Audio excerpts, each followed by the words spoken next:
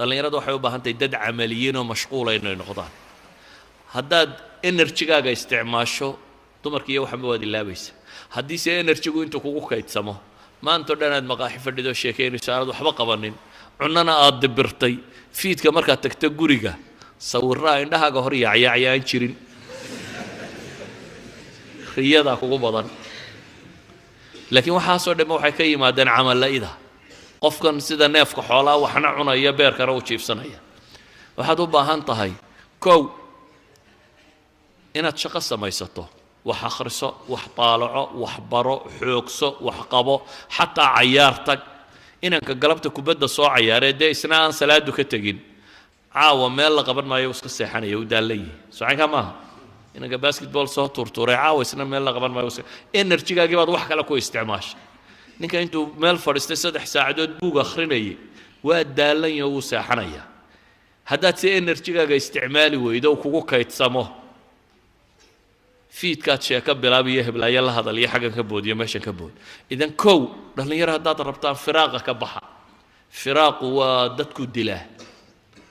qof cimrigiisii wuxuu ku qabtay garan waaye waa ceeb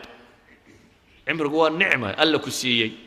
haddaad nicmada garanba weydo waxaad ku samaysaa tiraa maxaynu ku dilaa waqtiga waa ceeb firaaqaasi waa musiiraadka daakhiliga buu ka mid yahay firaaqu markuu kugu tiro bato cunadu kugu tiro badato hadday dee cunadu kugu tiro badatana iyada iska yaree baa lagu yidhi xataa yoo maxay samee soom baa lagu yidhi nin gaajoonaya dumarka ma fekero marka la dhergo ayaa dumarka laga fekeraa idan haddaad soontana waxaan waad ilaabaysaa nabigu wuxuu war dhalinyaroy guursada haddaad taa awoodi weydaan dariiqa kale idin furane waa maxay buu nabigu leeyahay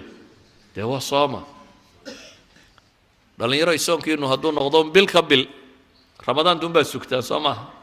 inta alla waafajiya ee ragga ay waa inta ramadaanta soonta laakiin waxaa laynoo baneeyey inaynu khamiis soonno oo isniin soonno oo ayaamulbiidka soonno oo maalmo tiro badan oo sunana oo soo arooray soonno waxaasoo dhammi waxa weeyaan litarbiyati alanfus in laynagu